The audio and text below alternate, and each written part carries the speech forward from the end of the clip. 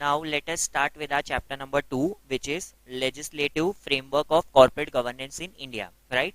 हमने chapter number 1 किया जिसका हेडिंग क्या था, conceptual framework of corporate governance in India. उधर हमारा फोकस क्या था कि एग्जैक्टली कॉर्पोरेट गवर्नेंस कहाँ से स्टार्ट हुआ इंडिया में और कैसे कैसे डेवलप हुआ, और लास्ट उसका जो लास्ट रीसेंट स्टेज क्या है कॉर्पोरेट डेवलपमेंट का, that was all about concept. तो इसलिए उस चैप्टर का नाम क्या था, conceptual framework of corporate governance.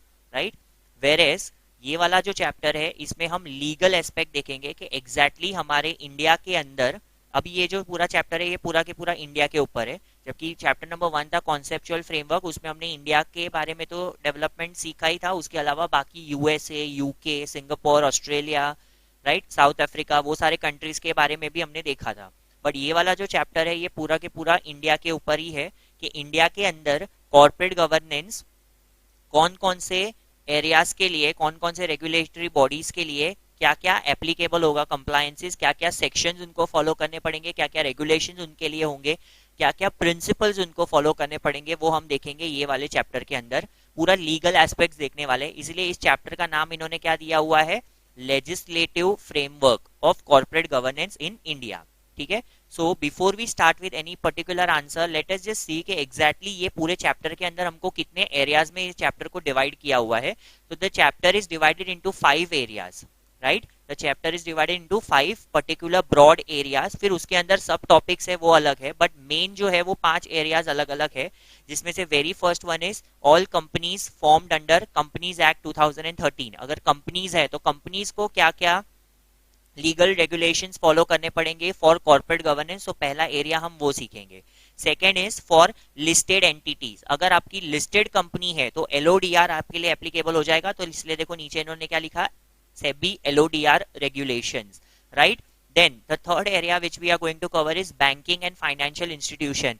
जो बैंक्स है या कोई फाइनेंशियल इंस्टीट्यूशंस होते हैं, एनबीएफसीज हो गए वो सब, तो उनके लिए कॉर्पोरेट गवर्नेंस के क्या क्या प्रोविजंस है इंडिया के अंदर, वो हम सीखेंगे यहाँ पे बैंकिंग एंड फाइनेंशियल इंस्टीट्यूशंस के अंदर, जिसमें क्या होगा, आरबीआई के सर्कुलर्स होंगे और स्पेशल एक्ट्स होंगे, वो हम सीखेंगे बैंकिंग वालों के अंदर।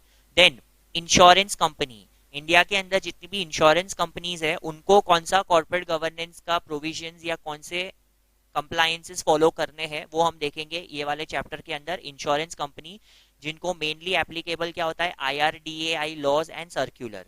राइट? इंश्योरेंस कंपनीज का रेगुलेटरी बॉडी कौन है, आईआरडीएआई, जैसे बैंक्स का कौन है, आरबीआई, इसी तरह से।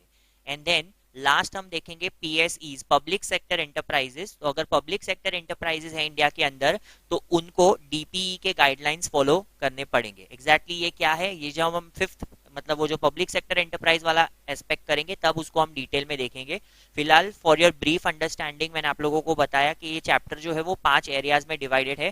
Companies formed under companies act, तो 2013 के प्रोविजंस, लिस्टेड कंपनी है तो उसके लिए सेबी एलओडीआर रेगुलेशंस, बैंक्स या कोई एनबीएफसी है या अदर फाइनेंशियल इंस्टीट्यूशंस है तो उनको आरबीआई और अलग जो उनके स्पेशल एक्ट्स होंगे वो। देन इंश्योरेंस कंपनी है तो आईआरडीए एक्ट आ जाएगा, लॉ आ जाएगा, और पब्लिक सेक्टर एंटरप्राइजेस है तो उसके लिए DPE guidelines. Right? So overall ये 5 ब्रॉड एरियाज है हमको कवर करना है। उसमें से the very first 2 areas which we are going to start today is companies act 2013 और लिस्टेड एंटिटीज के लिए SEBI LODR regulations. Right?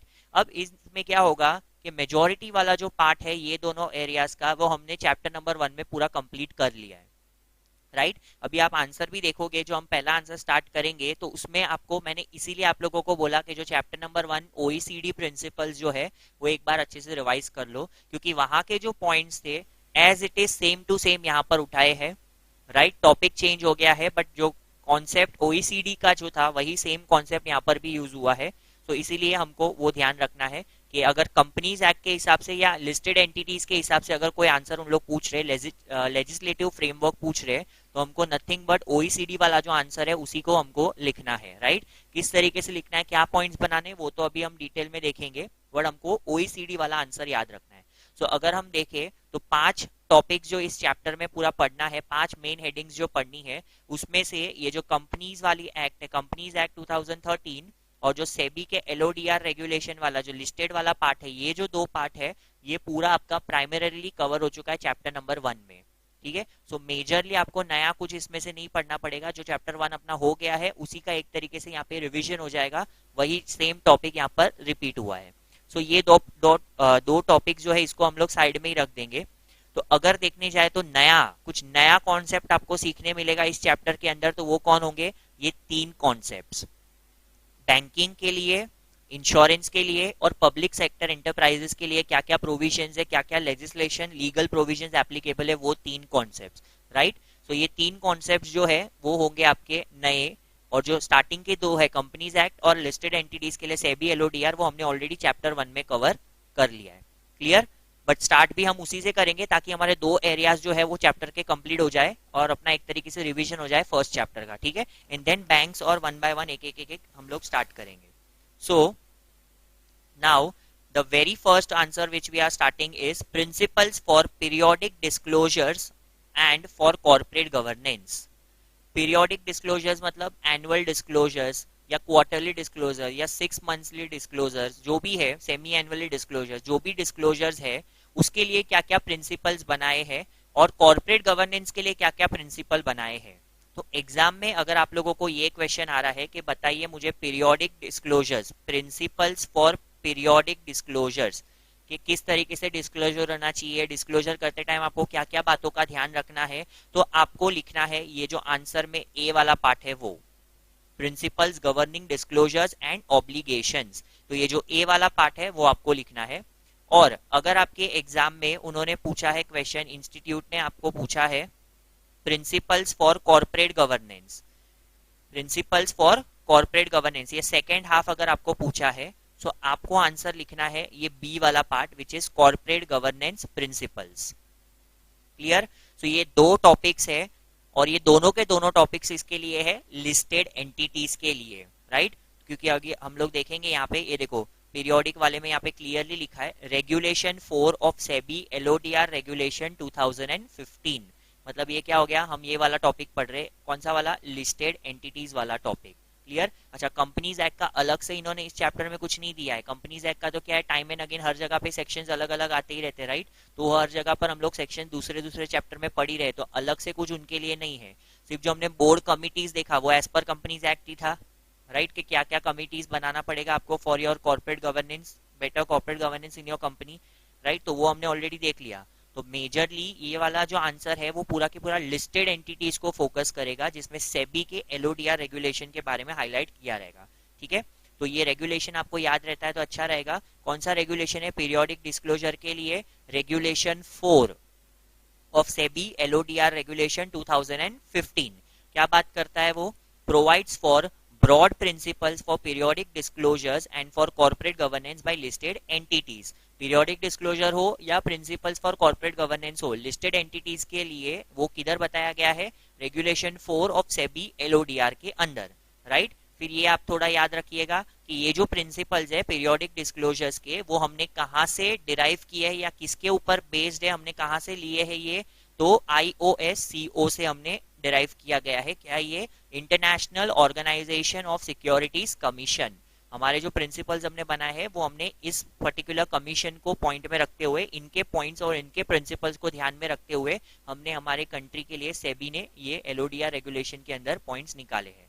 Clear? सो सबसे first with the very first answer, topic का नाम क्या है? प्रिंसिपल्स फॉर पीरियोडिक डिस्क्लोजर्स, यानी कौन कौन से डिस्क्लोजर्स जो है जो लिस्टेड एंटिटीज को टाइम एंड अगेन करने पड़ेंगे और किस तरीके से करना पड़ेगा, राइट। तो पीरियोडिक डिस्क्लोजर्स और साथ साथ में दूसरा आंसर क्या है? Principles for corporate governance. किसका? लिस्टेड एंटिटी का। तो अगर एक लिस्टेड एंटिटी है और उनके प्रिंसिपल्स पूछे कि उनको क्या क्या प्रिंसिपल्स फॉलो करने कॉर्पोरेट गवर्नेंस के टाइम पे, तो वो हम देखेंगे ये वाले आंसर में। Clear? So this was our heading. Now next, before we start with the answer, हमने क्या डिटेल में पढ़ा, एक छोटा सा पार्ट, कि ये जो दिया है वो कौन से रेगुलेशन में दिया है? तो regulation 4 of SEBI LODR regulation 2015। और ये कहाँ से हमने इसको, कौन ये डिस्क्लोजर जो है वो हमने कहाँ से लिए है, किसको बेस में रख के लिया है? तो IOSCO, right, international organisation of securities commission. Clear?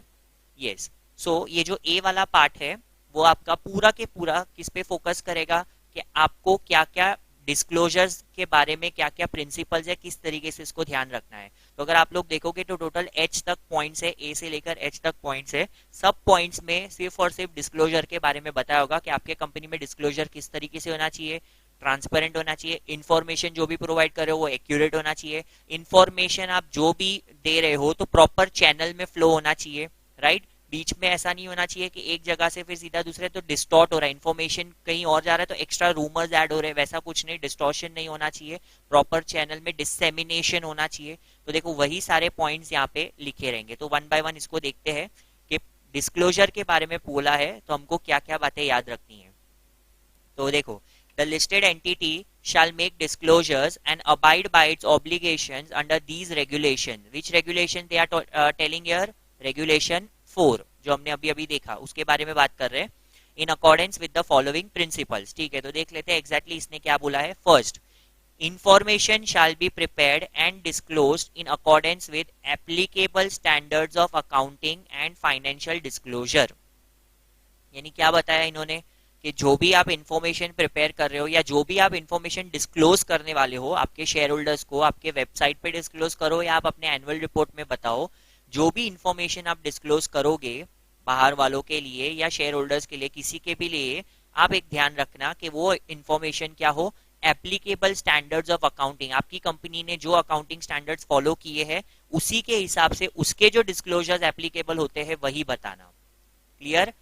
तो जैसे कि अगर हम एग्जांपल ले तो AS2 अगर अकाउंटिंग स्टैंडर्ड 2 जो इन्वेंट्री से डील करता है, तो अगर आपकी कंपनी ने इन्वेंट्री को वैल्यू करने के लिए फीफो मेथड यूज किया है या वेटेड एवरेज मेथड वैम, दोनों में से अगर कोई भी मेथड अगर यूज किया है, अगर समझो फीफो यूज किया है तो सारी की सारी इंफॉर्मेशन जो है वो फीफो के हिसाब से आप डिस्क्लोजर में डालिएगा, राइट। तो पहला पॉइंट हमको क्या बता रहा है, एप्लीकेबल स्टैंडर्ड्स ऑफ अकाउंटिंग, कि जो भी इंफॉर्मेशन बताओगे वो स्टैंडर्ड्स ऑफ अकाउंटिंग आपने जो यूज किया है, आप कंपनी में फॉलो कर रहे हो उसके हिसाब से होना चाहिए। तो point number 1, applicable standards of accounting, ये याद रखना। ये जो मैंने अंडरलाइन किया ये इसके कीवर्ड्स है कि एप्लीकेबल स्टैंडर्ड्स ऑफ अकाउंटिंग के हिसाब से होना चाहिए। Second, the listed entity shall implement the prescribed accounting standards in letter and spirit in the preparation of financial statements, right. अभी जो आपने ऊपर बताया कि हम लोग ये चीजों के बारे में है, ये चीजों का डिस्क्लोजर आपने दिया कि हम ये अकाउंटिंग स्टैंडर्ड फॉलो कर रहे हैं, तो पॉइंट नंबर 2 क्या बोल रहा है कि सिर्फ लेटर में यानी सिर्फ लिखकर आपको नहीं देना या सिर्फ डिस्क्लोजर नहीं देना है कि ये हम लोग फॉलो कर रहे हैं, आपको एग्जैक्टली में एक्चुअली में उसको काम पर भी लेना है, रियलिटी में भी टर्न करना है। इसलिए देखो वर्ड्स क्या आ गए, in letter as well as in spirit. Clear, सिर्फ बोलने के लिए नहीं है कि हम ये अकाउंटिंग स्टैंडर्ड फॉलो कर रहे हैं और ये डिस्क्लोजर्स है, उसको तुमको एग्जैक्टली एप्लीकेबल भी करना है in true letter as well as in spirit. तो देखो 2 पॉइंट्स कनेक्ट हो गए। फर्स्ट पॉइंट, क्या क्या डिस्क्लोजर देना है हम वो आंसर पढ़ रहे हैं। तो पहला पॉइंट क्या था कि जो भी डिस्क्लोजर दोगे, जो भी इंफॉर्मेशन आप प्रोवाइड कर रहे हो वो क्या होना चाहिए, as per the applicable standards of accounting, जो अकाउंटिंग स्टैंडर्ड्स फॉलो कर रहे हो उसके हिसाब से एप्लीकेबल होना चाहिए। First point. सेकंड पॉइंट क्या है, जो भी आपने अकाउंटिंग स्टैंडर्ड्स के बारे में बोला है, डिस्क्लोजर दिया है, उसको आपको फॉलो करना है, उसको आपको प्रैक्टिस करना है in letter as well as in spirit. Clear. कब, वाइल प्रिपेयरिंग फाइनेंशियल स्टेटमेंट, जब भी आप फाइनेंशियल स्टेटमेंट बनाओगे तो जो बातें आपने बोली थी कि हम लोग ये चीजें फॉलो कर रहे हैं तो उसको लिटरली में फॉलो करो।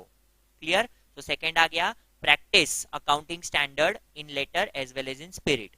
फर्स्ट पॉइंट क्या था, डिस्क्लोज करो इंफॉर्मेशन जो एप्लीकेबल स्टैंडर्ड्स ऑफ अकाउंटिंग है उसके हिसाब से। सेकंड पॉइंट क्या है, प्रैक्टिस करो एक्चुअली में in letter as well as in spirit whatever accounting standards which you have told that हम लोग ये फॉलो कर रहे हैं वो वाला। क्लियर।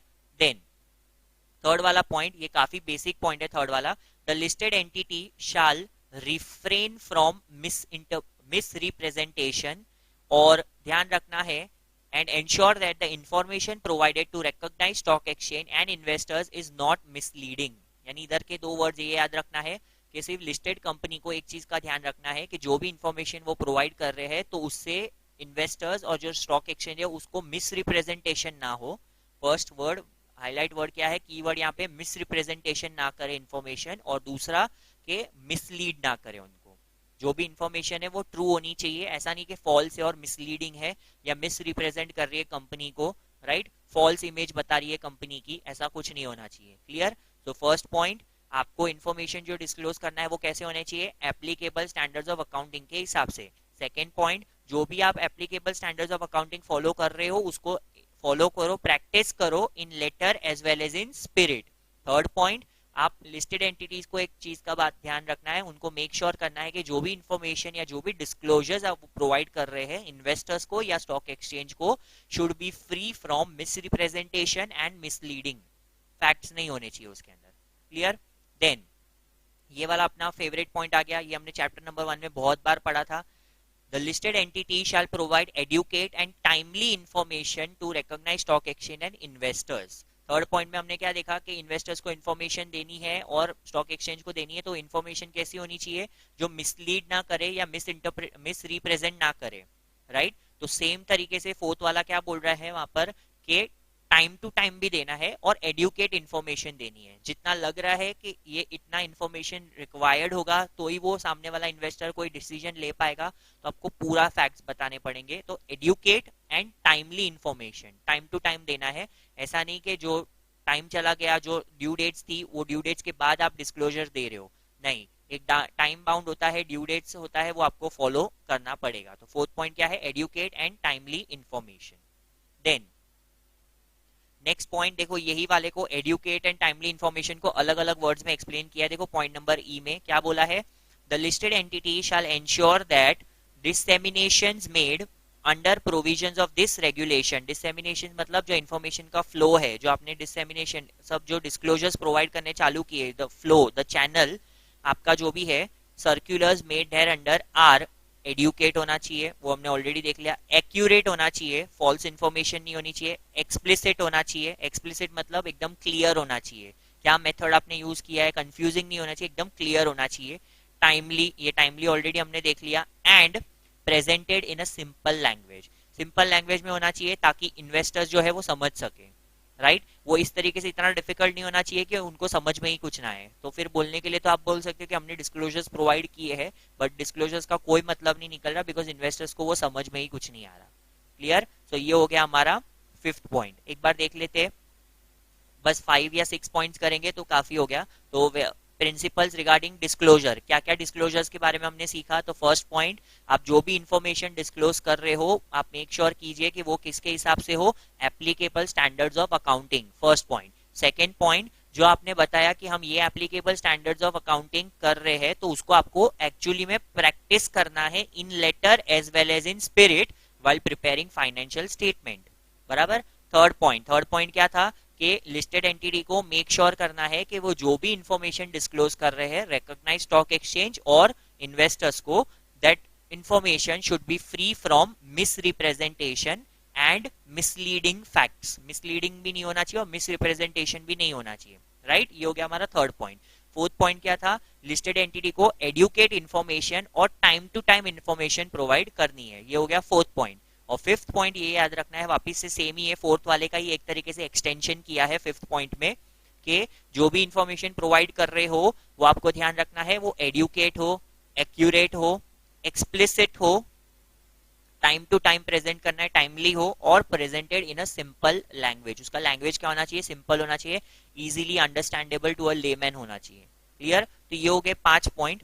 इसके अलावा एक और ये एफ वाला पॉइंट हम कर सकते हैं। कौन सा पॉइंट है ये, चैनल्स फॉर डिसेमिनेटिंग इन्फॉर्मेशन। जो भी आप चैनल यूज कर रहे हो इन्फॉर्मेशन को डिसेमिनेट एक तरीके से पहुंचाने के लिए, जो भी आप सोर्स यूज कर रहे हो वो क्या होना चाहिए, shall provide for equal timely and cost efficient access to relevant information by investors. यहाँ पर मेन क्या था, वर्ड ये था, cost efficient access to relevant information by investors. मतलब जिधर आपने जो भी जगह पर आपने इंफॉर्मेशन डिस्क्लोज किया है, यानी लेट्स टेक एन एग्जांपल, अगर एनुअल रिपोर्ट है तो ठीक है, एनुअल रिपोर्ट तो डायरेक्टली शेयर होल्डर्स को मिल जाएगा, बट अगर समझो आपने कोई इन्फॉर्मेशन एनुअल रिपोर्ट में डिस्क्लोज नहीं किया, आपने बोला कि हमारे वेबसाइट पे मिलेगा, तो आपको, या फिर आप बोलोगे कि ये यूजर आईडी है और ये कुछ पासवर्ड है, ऐसा कुछ आपने क्रिएट किया है कि शेयर होल्डर्स को पहले रजिस्टर करना पड़ेगा कंपनी के साथ, फिर हम उसको यूजर आईडी पासवर्ड देंगे, या कुछ भी आप लोग कोई मेथड फॉलो कर रहे हो, कोई भी प्रॉपर चैनल बना रहे हो, आप मेक श्योर कीजिएगा कि उसका कम से कम कॉस्ट हो टू द इन्वेस्टर्स।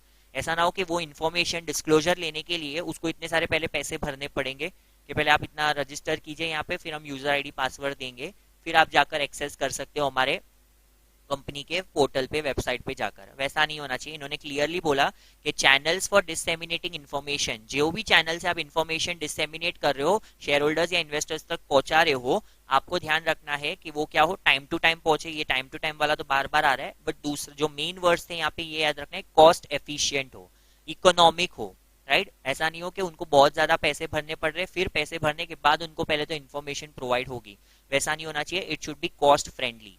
क्लियर। तो ये हो गया हमारा fifth point, that it should B cost efficient, या फिर आप लिख सकते हो कॉस्ट फ्रेंडली, वो वर्ड भी आप लिख सकते हो। क्लियर। तो ये 6 पॉइंट्स आपको याद रखने हैं डिस्क्लोजर्स के regarding. So this was our first part of the answer, principles for periodic disclosures. तो ये 6 बातें हमको इसमें याद रखनी है। Clear. Then next answer is principles for corporate governance, कि लिस्टेड एंटिटी को पीरियोडिक डिस्क्लोजर करते टाइम ये 6 बातें तो याद रखनी है। उसके अलावा जब कॉर्पोरेट गवर्नेंस फॉलो करेंगे तो तब क्या क्या बातें याद रखनी है। सो अच्छा, एक बार के लिए ये जो 2 पॉइंट्स बचे वो भी हम लोग देख लेते हैं। पढ़ने भले ना हो, आप आगे के 6 ए से लेकर एफ तक कर लोगे तो भी बस है, बट एक बार देख लेते हैं जी और एच में लिखा क्या है। तो देखो क्या लिखा है जी वाले पॉइंट में, the listed entity shall abide by all the provisions of the applicable law. देखो क्या फालतू बात की है, उसने क्या बोला कि लिस्टेड कंपनी है, उसको जितने भी उसके ऊपर एप्लीकेबल लॉ होते हैं, जो भी रेगुलेशंस होते हैं, उनको अबाइड करना है, उनको फॉलो करना है। तो बस वही पॉइंट लिखा है। फिर देखो पीछे लिखा है from time to time, and अगर स्टॉक एक्सचेंज ने कोई रेगुलेशन निकाला है तो उसको भी उसको फॉलो करना पड़ेगा, बिकॉज ऑब्वियसली लिस्टेड है तो रिकॉग्नाइज्ड स्टॉक एक्सचेंज के रेगुलेशंस भी उसको फॉलो करने पड़ेंगे। देन एच वाला पॉइंट क्या है, listed entity shall make the specified disclosures and follow its obligations in letter and spirit, taking into consideration the interest of all stakeholders. ये वापिस आ गया लेटर एंड स्पिरिट। फिर वही बोला है कि जो भी ऑब्लिगेशन है, जो भी डिस्क्लोजर है, उनको एक्चुअली में फुलफिल करने हैं, फॉलो करने हैं उनके obligations in letter as well as in spirit, ताकि सारे के सारे स्टेक होल्डर्स का बेनिफिट हो सके, सबका भला हो सके। क्लियर। सो ये जी और एच लीस्ट इंपॉर्टेंट है, उसको आप लोग नहीं करोगे तो भी चलेगा, बट जो ए से लेके एफ तक पॉइंट्स थे ये सारे इंपॉर्टेंट रहेंगे। ये 6 पॉइंट्स हमको टोटल लिखने हैं। अगर आपका आंसर आ रहा है प्रिंसिपल्स गवर्निंग डिस्क्लोजर्स, राइट, तो आंसर ये रहेगा। बट अगर आपका आंसर आ रहा है principles for corporate governance for a listed entity, तो फिर आपका आंसर चेंज होकर आ जाएगा ये वाला आंसर। ये है आपके कॉर्पोरेट गवर्नेंस के प्रिंसिपल्स। कितने प्रिंसिपल्स है आप लोग देख सकते हैं यहाँ पे, 6 प्रिंसिपल्स है। क्लियर। ओईसीडी में भी कितने चैप्टर्स पढ़े, कितने प्रिंसिपल्स पढ़े, वहां पे भी 6 प्रिंसिपल्स पढ़े। क्लियर। उधर तो 6 अलग अलग प्रिंसिपल्स थे, इधर तो क्या होएगा, उधर का कोई एक प्रिंसिपल है, उसको इधर 2 पार्ट में डिवाइड किया है, मतलब उधर से आई थिंक सिर्फ 4 ही प्रिंसिपल है। ओईसीडी में से सारे के सारे 6 प्रिंसिपल्स यहाँ पे नहीं लिखने हैं, ओईसीडी के सिर्फ टोटल 4 प्रिंसिपल्स ही ऐसे हैं जो यहाँ पे हमको लिखने हैं। क्लियर। सो वो 1 बाय 1 हम क्या करेंगे, इसको पढ़ने का तरीका ऐसे होगा, 1 बाय 1 यहाँ से हम स्टार्ट करेंगे। मैं एक एक जन का नाम लूंगा यहाँ से, वो आप लोग क्या करोगे, सबसे पहले तो आप ऑब्वियसली ऑडियो तो ऑन करना ही पड़ेगा, तो ही आप रीड करोगे, एंड देन आप आपके हिसाब से आपको जो लग रहा है उसके बारे में आप एक्सप्लेनेशन प्रोवाइड करोगे। ठीक है। अगर कुछ अलग जा रहा है या कुछ और जा रहा है तो वो मैं बताऊंगा। ठीक है। सो उसका आपको टेंशन नहीं लेना। इस तरीके से क्या हो जाएगा, हमारा थोड़ा सा पार्टिसिपेशन भी हो जाएगा आप लोगों का क्लास में। So will do the very first point is rights of share holders. अब देख लेते हैं पहले ओईसीडी में वो पॉइंट था कि नहीं, तो ये रहा, देखो ओईसीडी का point number 2, the rights of share holders. Clear. उधर पॉइंट क्या था, राइट्स एंड इक्विटेबल ट्रीटमेंट, उधर अलग अलग पार्ट में डिवाइड, एक ही साथ में दे दिया था प्रिंसिपल नंबर 2, बट इधर ये लोग क्या बोल रहे हैं, the rights of share holders. तो हमने जो ये राइट्स पढ़ी ना 6 पॉइंट्स, ये जो मेजरली प्राइमरीली सारे के सारे वही पॉइंट्स वहां पर भी दिए होंगे, उनको सिर्फ लैंग्वेज चेंज कर दिया होगा इन्होंने। Clear. So the rights of share holders. Clear. So will discuss is one by one, इसको देखते हैं। So, okay, so Meet, you have to start reading this first point, which is rights of shareholders. आपको समझ में आया ना मैंने कैसे बोला है रीड करने, like you have to just read one points and then आपको उसके बारे में आपको क्या समझा रीड करके वो आपको बताना है। ठीक है। Yes, sir. Okay, you can start. The listed entity shall seek to protect and facilitate the exercise of the following rights of shareholders. First, right to participate in and to be sufficiently informed of decisions concerning fundamental corporate changes. मतलब sir अगर कोई change है fundamental, तो उनको participate मतलब vote करने भी होगा और उनको पहले इंफॉर्मेशन नोटिस भी मिलेगा कि ऐसा कंपनी डिसीजन लेने वाला है या ये मीटिंग में उसका रेजोल्यूशन पास होने वाला है, तो उनको नोटिस भी मिलेगा वो डिसीजन का। Okay okay, yes it is correct, very much correct. क्या लिखा है वहां पे? Right to participate. तो सबसे पहले कोई भी अगर कोई मेजर डिसीजन लिया जा रहा है कंपनी में जिसके अंदर शेयर होल्डर्स का वोट करना इंपॉर्टेंट है, तो पहला राइट इन्होंने क्या बोला है शेयर होल्डर का, कि उनको पहले तो पार्टिसिपेट करने का राइट दो, और जो भी इंफॉर्मेशन सफिशिएंट रिक्वायर्ड है उनको वो चीज भी पहले इन्फॉर्म करो, और फिर वो पार्टिसिपेट करेंगे एंड देन डिसीजन लिया जाएगा। तो first right is right to participate in fundamental corporate issues या fundamental corporate changes of the company. Clear?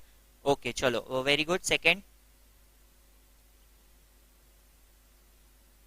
Opportunity to participate effectively and vote in general shareholder meeting। Sir मतलब वो ही आएगा almost. वही आएगा, yes. एक तरीके से इन्होंने क्या किया है, पहले उन्होंने वर्ड्स देखो क्या लिख दिया, इधर लिखा राइट टू पार्टिसिपेट होना चाहिए, फिर नीचे एक तरीके से आप सेकंड पॉइंट बना सकते हो कि अपॉर्चुनिटी मिलनी चाहिए to what, vote in general shareholder meeting. First point क्या था, उनको पार्टिसिपेट करने का राइट दिया, और सेकंड पॉइंट आप बोल सकते हो कि उनको अपॉर्चुनिटी दिया कि वो वोट कर सके in the AGM of the company. Clear? चलो नेक्स्ट।